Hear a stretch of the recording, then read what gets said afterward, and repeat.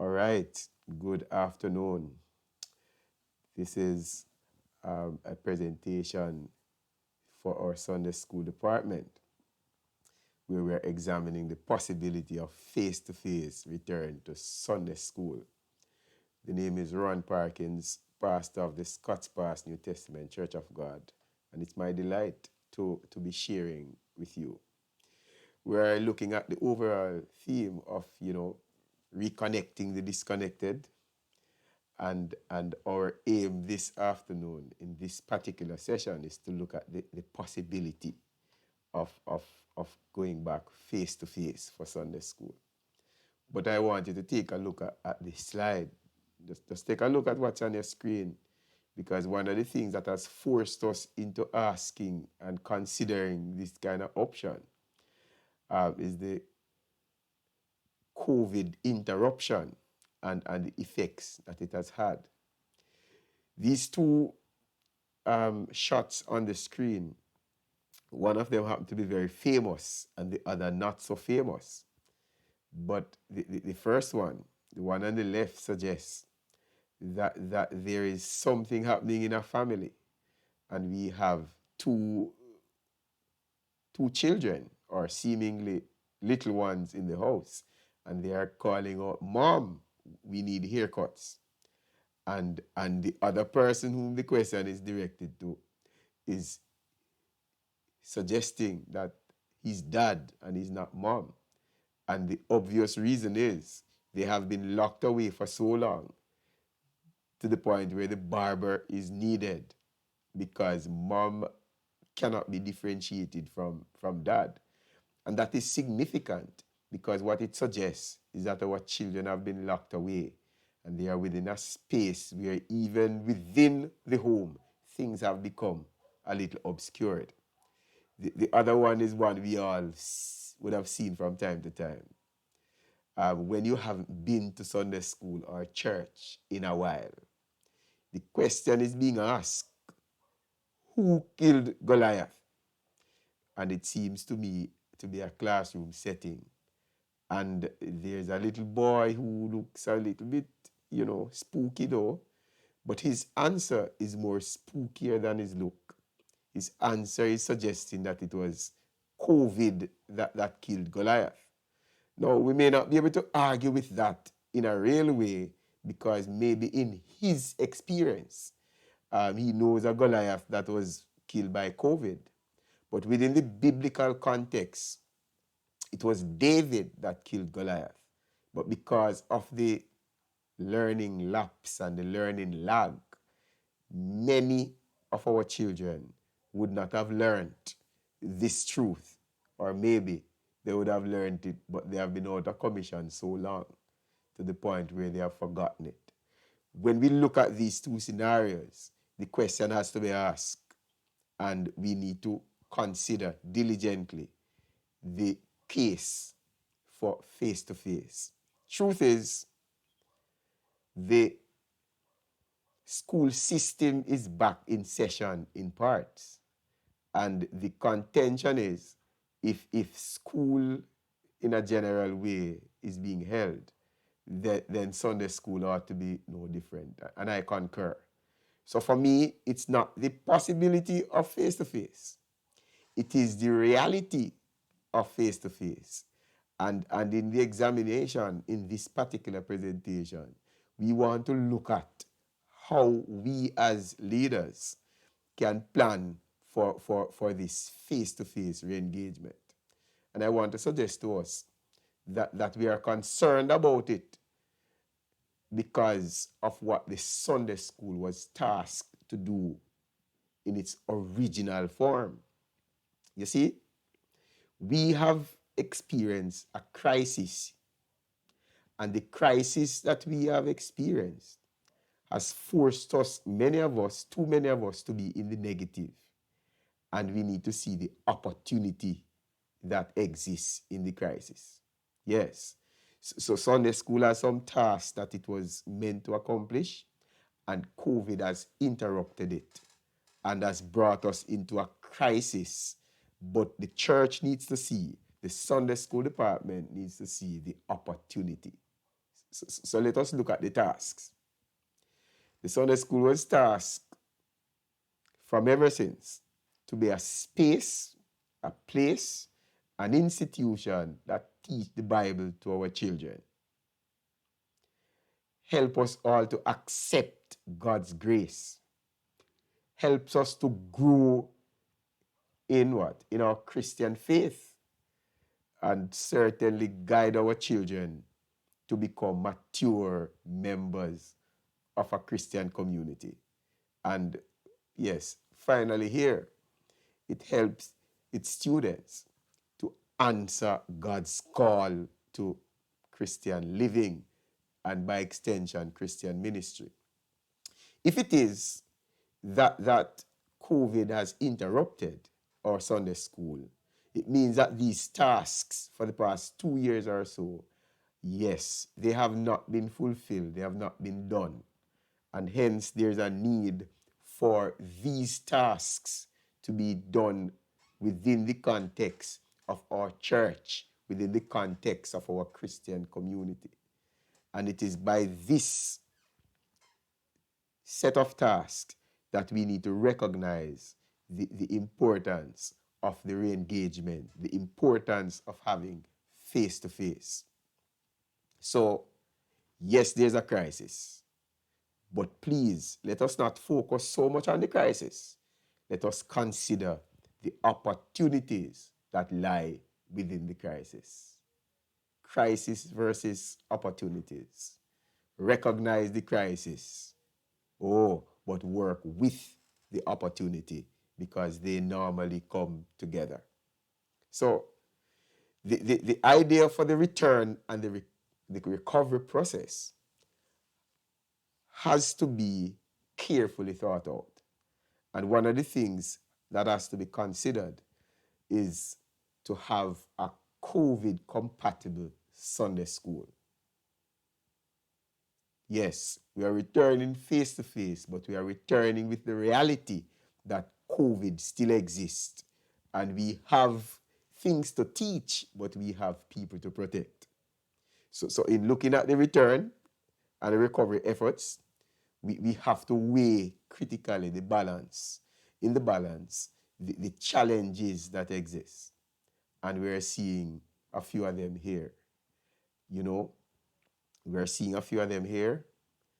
The challenge of personnel, the challenge of space, the challenge of adequate furniture, even age-related furniture, the challenge of literature, and many of us struggle with the protocols. And if it is that we're going to have a proper and safe return and recovery, we have to grapple with those challenges. And there are some strategies outlined. There are some thoughts that were put together. And I want to share them with us, which I believe, if carefully considered, could lead us to a safe return and recovery of our Sunday school, face to face. So in looking at it and in getting the thing together, I recognize that part of the opportunity that exists out of the crisis is an opportunity to have a renewed Sunday school. A renewed Sunday school. A Sunday school which does not mirror altogether the things that we once did. And for that to happen, we have some preparatory work to do. So I'm suggesting that we establish, reestablish, refine, or expand the leadership team, which must include those who teach, those who sanitize, and the other support staff. Very important that that is done. And in doing so, I believe we need to conduct, active surveys. We need to know the readiness of people to take on this task, this challenging but yet important task. And one may be wondering why. I'll suggest to you that in many of our churches, there are persons who are what we call careful in going back into certain kind of space. You see them when they come to Sunday church and they are one away. They hold a particular corner. They don't associate well. We need to ensure that our leadership team has a strong conviction that they want to be a part of this renewed Sunday school. So we are saying establish, reestablish, refine, or expand the leadership team to ensure that the foundation, those who are holding it together, those who are sending out tentacles to ensure that things work, they are what? They have a level of commitment and availability. Secondly, there needs to be the training of the leadership team from pastor right down to sanitizer. There must be training. Dr. Thomas had said it in his presentation and has to be highlighted here. The training must include the information to give workers the ability to identify students, our children, who have psychosocial disorders and issues. They must also be able to identify and respond to those who may come along with their symptomatic conditions. So the training must be there so that we know the commitment, yes, but we also be able to identify and treat with the issues that are amongst our children. And trust me, they are varying and they are many. And there also must be the leg of motivating the leadership team, motivating those who are going to be functioning, that there's a level of enthusiasm, which is not just vain excitement, but it must be deep commitment to see the moving of the Sunday school. So I'm suggesting that the leadership team needs to be re-engineered. For those who don't have the conviction, need to be replaced. Yes. And for those who are without information, they need to be trained. And those who may lack the motivation, they need to be brought back to a place where they recognize exactly what the movement is all about. Now, when the leadership team has been re-engineered, then there's need for policies to be developed. Policies which will govern the safe return of Sunday school face-to-face. Let us be understanding. Let us be cognizant of the fact that we are still a part of the bigger picture.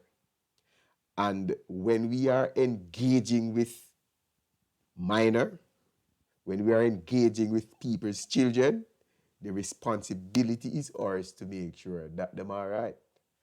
Because we have become and still becoming a society who have become very legalistic and sue-oriented. And we don't want to know that anything goes awry on our premises. So in developing policies to govern the safe return, there needs to be what I call a risk assessment. Yes, and there's a risk assessment document that I'll attach with this. This risk assessment is to look at how we proceed and how we function while we have people in our care. We need to consider, what do we do when we diagnose someone with the virus? What do we do? So the policies are to be developed which outlines procedures of actions to be taken in these related situations. Then we must do what I consider to be a facility audit. And we are doing that to determine the areas available to accommodate students or to hold classes. Determine areas that are available and the areas that we can convert in order to accommodate. We also need to consider the whole parent engagement strategies. Not all parents are going to be excited about our Sunday school and the reopening and the face-to-face. A lot of people are very comfortable with online. And if it is that we are going to get them re-engaged for face-to-face, we have to look at the strategies. How are we going to be communicating to them? What are we going to be communicating to them? And if it is that we have to communicate with them, and yes, we have to, then we must consider how. We may want to do home visits, community walks, send out circular notices. Yes, via WhatsApp, maybe a telephone call, maybe a few flyers. We need to communicate to them, with them, concerning what we are able to do to facilitate their children.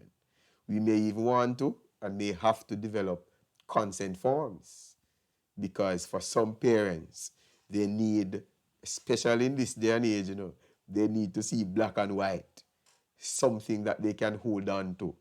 Yes, because you said that this is the way it will be, and they want to see it. And when you show them, then you want to make sure that they consented to your policies and your procedures. The renewed Sunday school requires much prep work. And if it is gonna be renewed, and if it's gonna be unlike what it was, then we have to consider these things very, very importantly.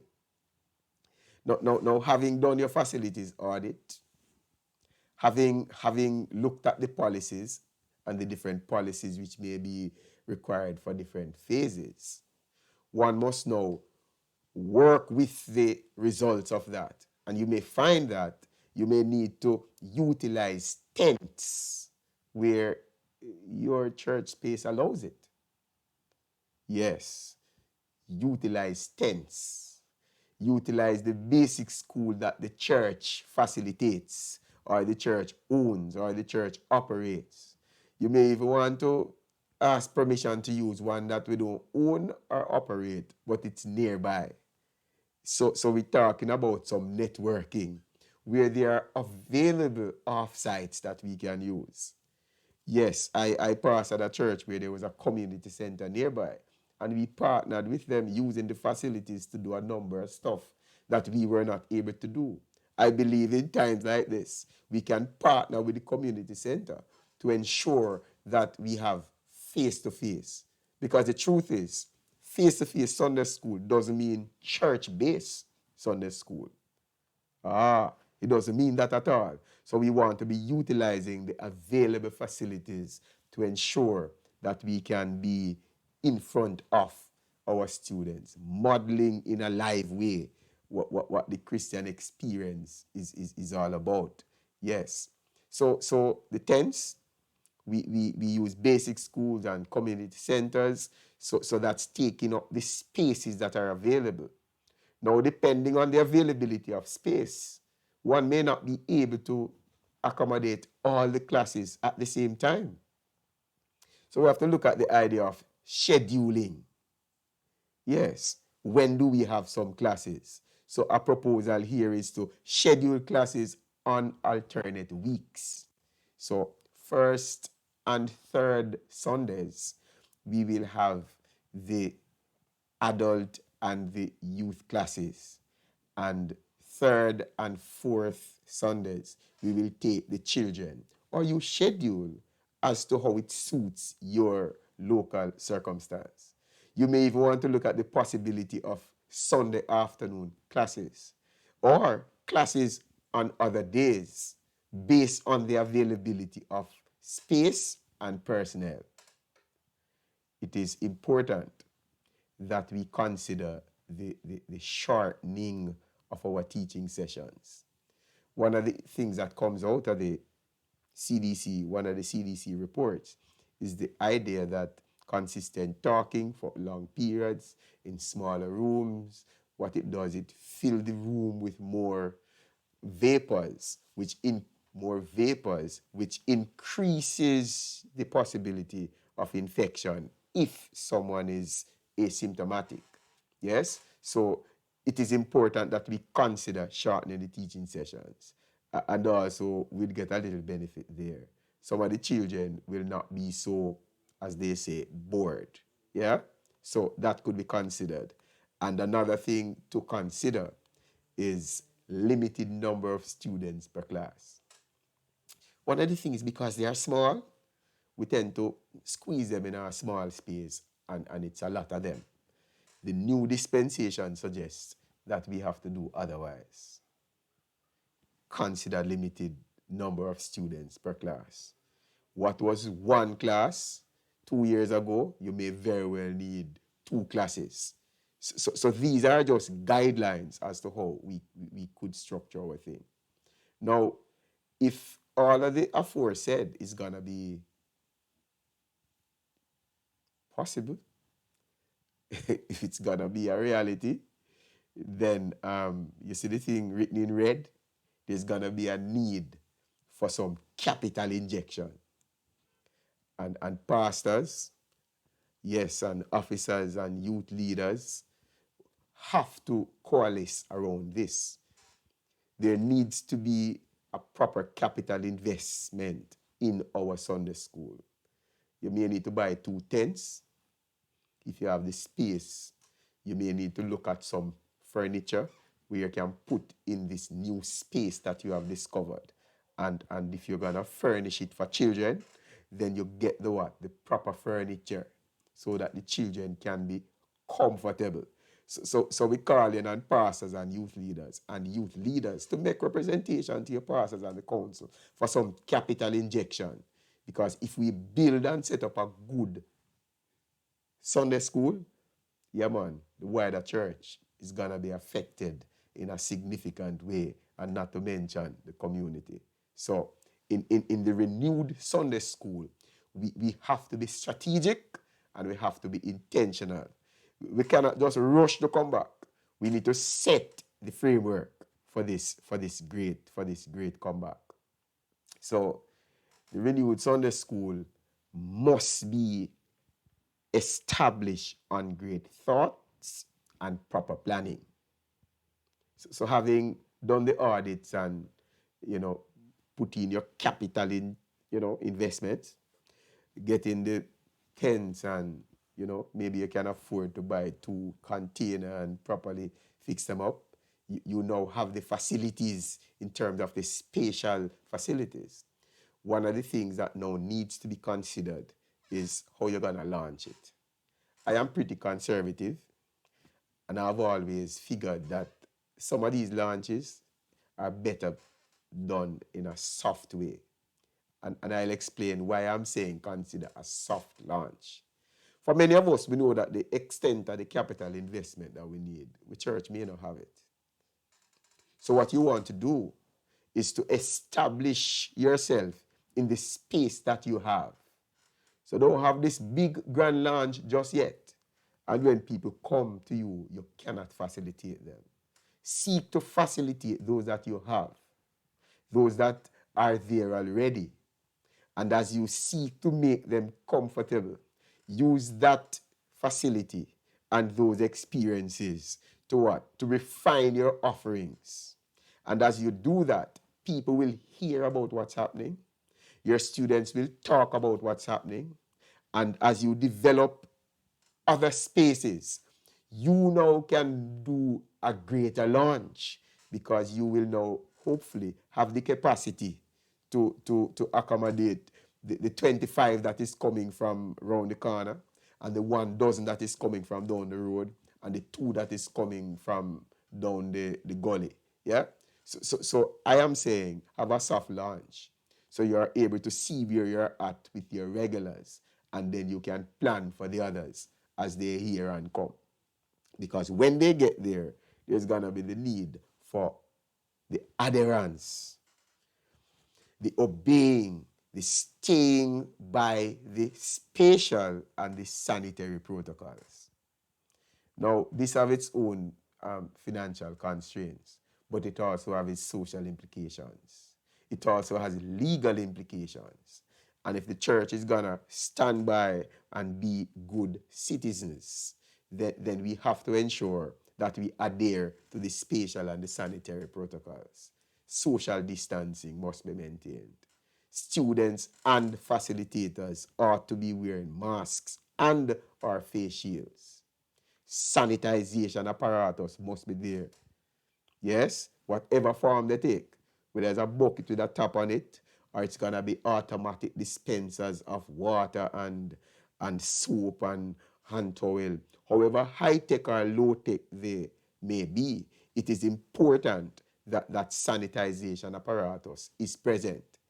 If we can invest in pedal operated taps and automatic dispensers with temperature readers or thermometers, that's fine.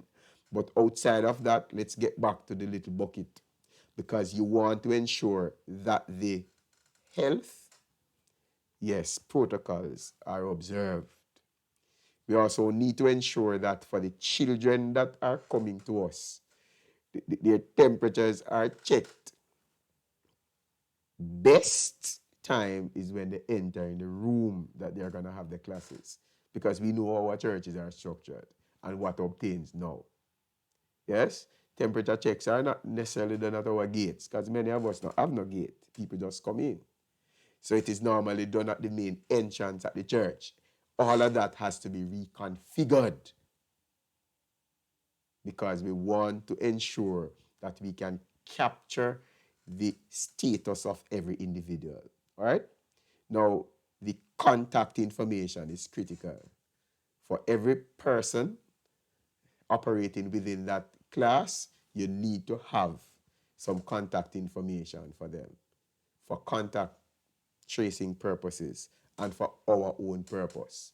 So we need to know them parents' contacts. So if anything, we can make, that call. And of course, if all of that is gonna make any sense, if all of our efforts gonna make any sense, then we need to have what I call an isolation area. And it's not even me call it so. The Ministry of Health requires that institutions that have people who are gathering, like how we have Sunday school, need to have an area whereby when individuals are found with elevated temperatures or any symptoms of this COVID, then they are placed there. Now, when they get there, that's another thing. So in order to effect what is to happen when they get to the isolation area, the recommendation is that we have a health response team. Some churches don't have the nurse, that's all right, but we have to find a way to be in touch or have at our disposal someone with medical/first aid training who will be able to attend as a first responder. The church needs that. And that must be tied in to our response policy. So we know that we can do this and we can do that, and then we can call parents, guardian, or health professionals, or we can move the individual suspected to the area which is required, the hospital or a private doctor or such the like. So this isolation area, it doesn't have to be a new room built. It can be an area that you have there, not very large, doesn't have to be, but it's an area where you're going to bring suspected cases. Not to necessarily stay all day, but just to be attended to by the health response team, and then they will do the follow-up with the external agencies. My brothers and sisters, it's the new order. We don't like to talk about the newness of it, but let us face it. The renewed Sunday school requires much more than what we had before. So let us understand that.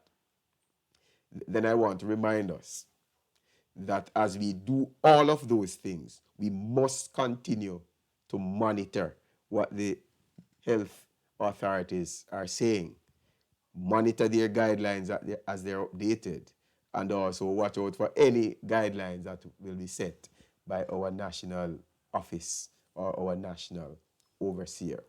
But my brothers and sisters, this is something that the church has to take seriously. It's not just the superintendent's job now.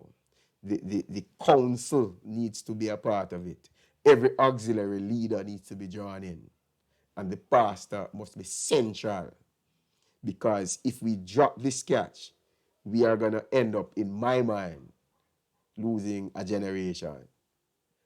And depending on how, the drop is, we could very well be hauled before the courts for negligence and for other things.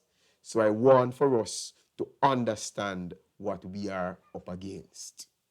Please, it is important that we note those stuff.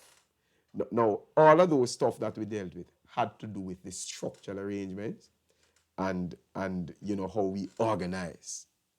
Now, the final thing I want to talk about, in essence, is the instruction. And I'm not going to be long on it, but I want to say a few things that I consider important. The instruction, the teaching, the conduct within the space of learning, there must be some amount of energy. Yeah, it must be energetic, but not just source of energy. One must be enthusiastic about what they are doing, what they are presenting, but energy and sheer enthusiasm won't work. Yeah, it doesn't matter how much you have the content and you are enthusiastic. You alone can be energetic and you alone can be enthusiastic, but if there's no engagement, I get the feeling that we lose 90% of the students. There needs to be energy, there needs to be enthusiasm, but it must be underpinned with engagement. Ask searching questions. Give scenarios that will cause their ears to move and their eyes to pop open and their foreheads put on a frown or something. We need to engage them. We need to get them involved.